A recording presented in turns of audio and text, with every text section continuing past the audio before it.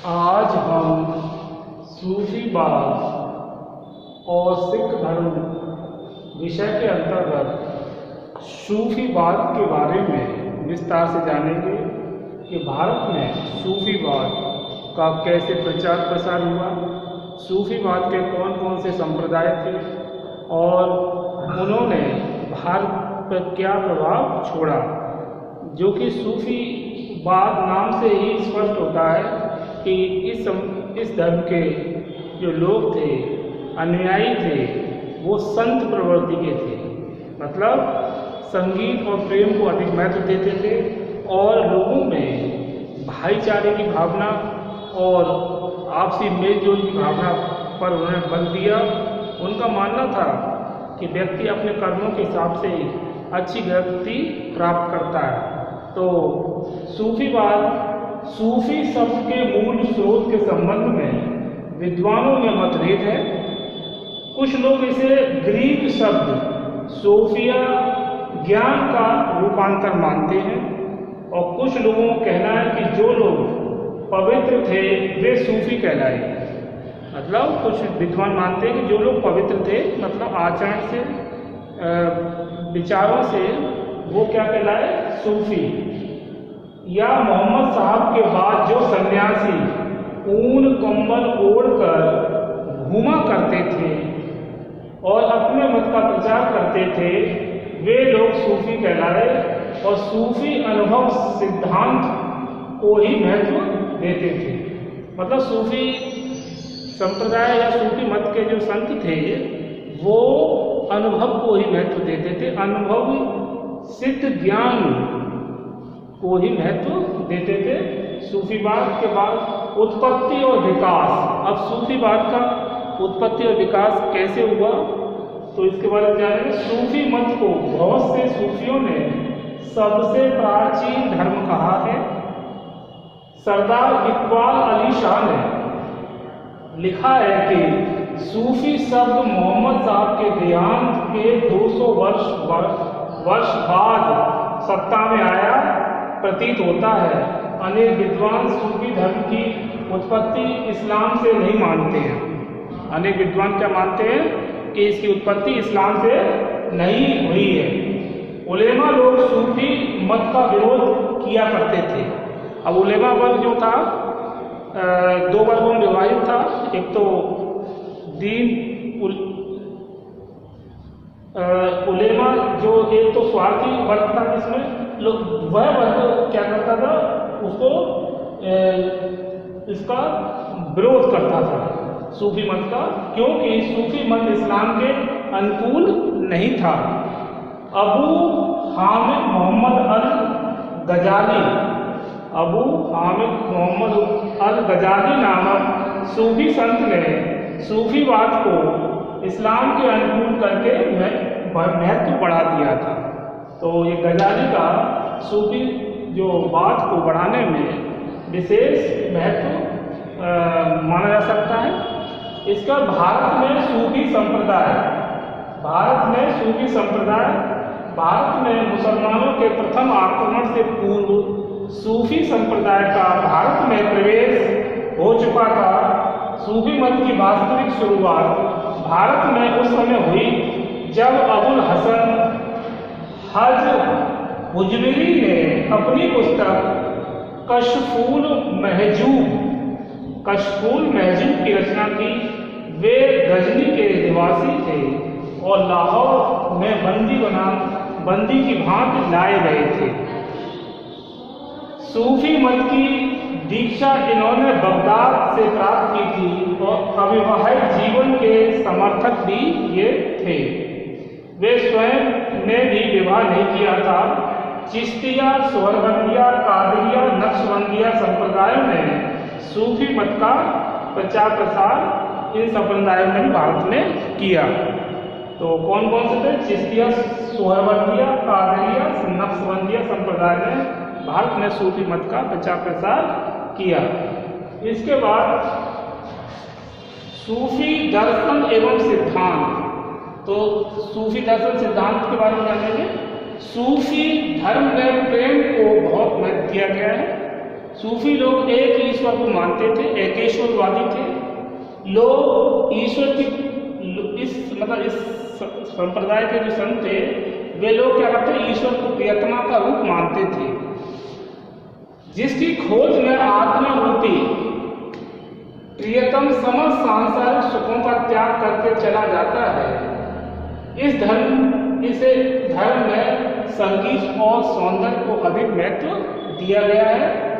सूफियों की मानता है कि ईश्वर निर्गुण है, मतलब उसका कोई आकार नहीं है। सूफियों की यह भी मानता है कि मनुष्य में 3 प्रवृत्तियां होती हैं, शारीरिक, बौद्धिक और आत्मिक।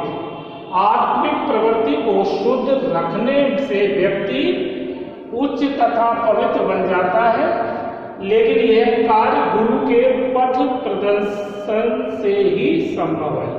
तो यहाँ पर 3 प्रवृत्तियां बताई हैं, शारीरिक, बौद्धिक और आत्मिक। इन तीनों में पवित्रता जरूरी है और आत्मिक प्रवृत्ति को शुद्ध रखने के लिए व्यक्ति को गुरु की पथ प्रदर्शन की आवश्यकता होती है। सिद्धांत क्या है सूफी दर्शन, सूफीवाद के सिद्धांत?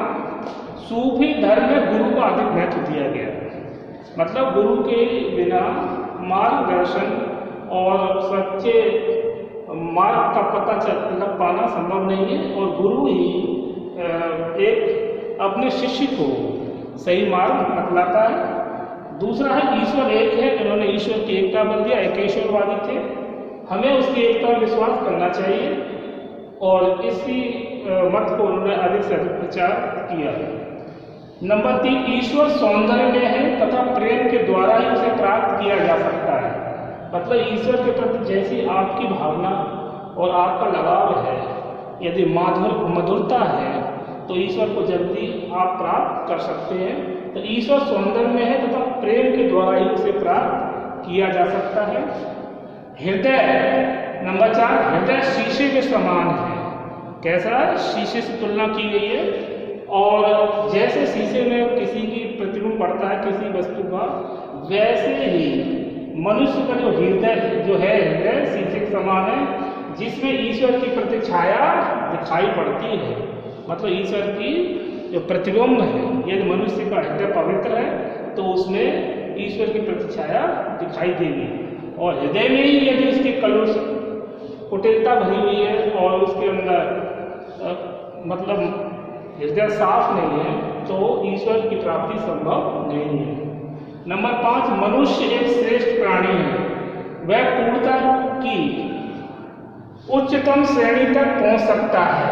मतलब मनुष्य के ऊपर ही निर्भर करता है कि वो उच्च शिखर की ओर जाना चाहता है या निम्न कोटि का बनना चाहता है। तो मनुष्य एक श्रेष्ठ प्राणी है और वह चाहे तो उच्चतम श्रेणी तक पहुंच सकता है, यानी ईश्वर के निकट। नंबर नेक्स्ट, यदि मनुष्य के कर्म अच्छे हैं तो उसकी मृत्यु उसे ईश्वर के पास ले जाएगी, मतलब उसे मोक्ष की प्राप्ति संभव है। अगर मनुष्य कर्म अच्छे हैं तो उसका सब कुछ अच्छा है और वह ईश्वर मृत्यु के बाद में ईश्वर के पास उसे वो जा सकता है। सूफी धर्म के विभिन्न संप्रदाय, सूफी धर्म के विभिन्न संप्रदायों में सूफी धर्म के विभिन्न संप्रदायों की संख्या लगभग 175 मानी गई है विभिन्न विद्वानों के अनुसार, लेकिन आईने अकबरी में 14 संप्रदायों का उल्लेख किया गया है। 14 संप्रदायों में से कुछ संप्रदायों का यहाँ हम उल्लेख कर रहे हैं, जैसे चिश्तिया संप्रदाय। इस संप्रदाय की स्थापना खुरासान निवासी ख्वाजा अबू अब्दुल्ला ने की थी। किसने की थी? ख्वाजा अबू अब्दुल्ला ने की थी, किंतु भारत में इस संप्रदाय का प्रचार ख्वाजा मुईनुद्दीन चिश्ती ने किया था। ख्वाजा मुईनुद्दीन चिश्ती, ख्वाजा ने एक एकेश्वरवाद का प्रचार प्रसार किया। इस संप्रदाय के अनुयायी चिल्ल का अभ्यास करते थे। किसका अभ्यास करते थे? चिल्ल। ये 40 दिनों तक मस्जिद या कमरे में एकांत में रहकर जिक्र के समय कलमा पर जोर देते थे। तो चिश्तिया संप्रदाय के ये संतों का इस प्रकार का अभ्यास करते थे। किसका? चिल्ल का।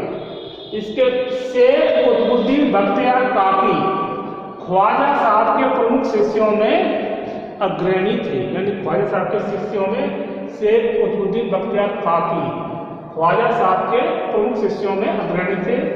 और कुतुब मीनार का निर्माण भी कुतुबुद्दीन ऐबक ने इन्हीं के याद में करवाया।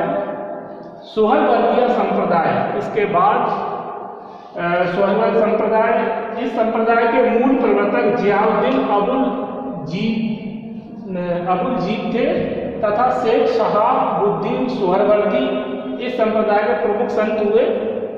यह संप्रदाय मुख्य रूप से उत्तरी पश्चिमी भारत में स्थापित हुआ था। भारत में इसका प्रचार शेख बहाउद्दीन जक्करिया सुहरवर्दी ने किया था।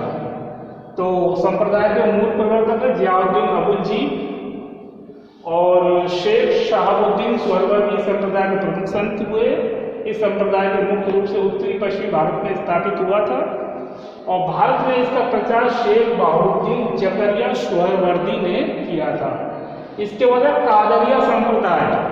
कादरिया संप्रदाय, इस संप्रदाय की स्थापना 12वीं शताब्दी में बगदाद के शेख अब्दुल कादिर जिलानी ने की और भारत में इस शाखा का प्रचार सर्वप्रथम शाह नेमत उल्लाह और मखदूम जिलानी ने 15वीं शताब्दी में किया था।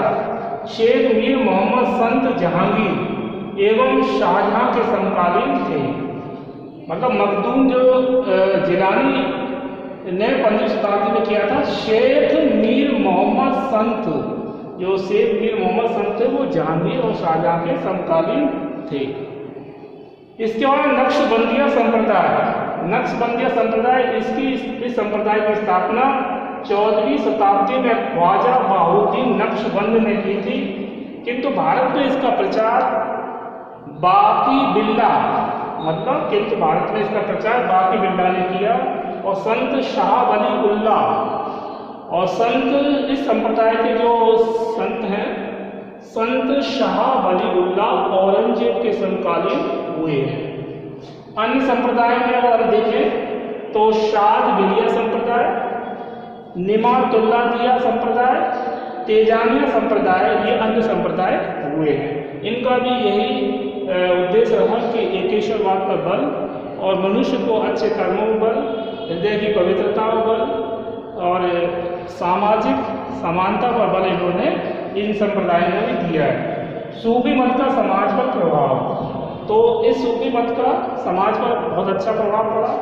इस संप्रदाय के संतों ने लोगों को अच्छे कर्म करने पर बल दिया, संगीत और प्रेम की तरफ इन्होंने आकृष्ट किया, हिंदू मुस्लिम एकता पर भी बल दिया और ये जातिगत और छुआछूत के विरोधी थे और ये एक तरह से फकीर का जीवन जीने वाले संत थे और इन्होंने अपने विचारों से समाज पर अच्छा प्रभाव छोड़ा।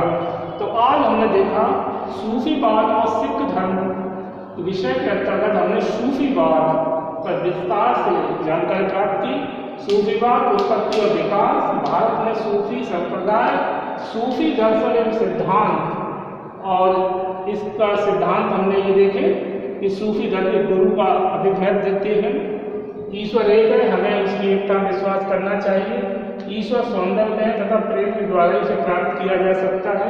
हृदय शीशे के समान है जिसमें ईश्वर की प्रतिछाया दिखाई पड़ती है। मनुष्य एक श्रेष्ठ प्राणी है, वह क्रूरता की उच्चतम श्रेणी तक पहुंच सकता है। यदि मनुष्यों के कर्म अच्छे हैं तो उसकी मृत्यु से ईश्वर के पास ले जाएगी। फिर सूफी धर्म के विभिन्न संप्रदाय, चिश्तिया संप्रदाय, सुहरवर्दिया संप्रदाय, कादरिया संप्रदाय, नक्शबंदिया संप्रदाय, अन्य संप्रदाय और सूफी मत का समाज पर प्रभाव। तो इसके आगे हम नेक्स्ट वीडियो में सिख धर्म के बारे में विस्तार से जानेंगे। आज बस इतना ही इस वीडियो में।